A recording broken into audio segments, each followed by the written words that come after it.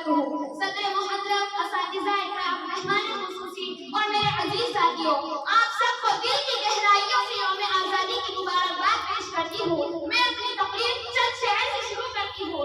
जश्न आज़ादी को मनाने वालों, जश्न आज़ादी को मनाने वालों, अपने सेकुलर होने की एक निशानी दे दो।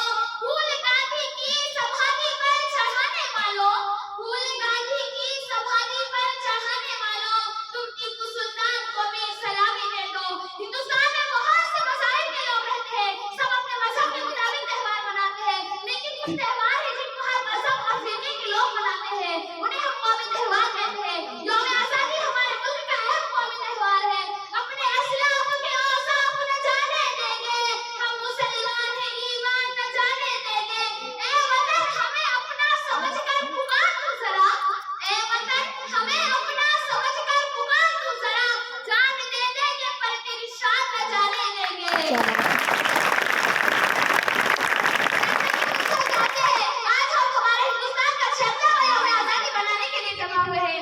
आज एक मुल्क से दूसरे मुल्क तक हर कोई भारत जिंदाबाद का नारा लगा रहा है। ये मांगे आजादी और वतन से मोहब्बत का एहसास है, लेकिन हम सब जानते हैं ये आजादी मुश्किल है। इंसान के पीछे सदियों की कुर्बानी और जद्दोजहद है।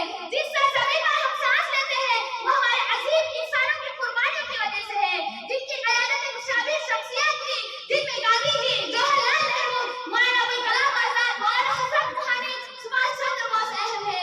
जो बेकाबू हो उन पर काबू भेज देता है, जो बेकाबू हो उन पर काबू भेज देता है। वतन को कोई खतरा तो टीपू भेज देता है।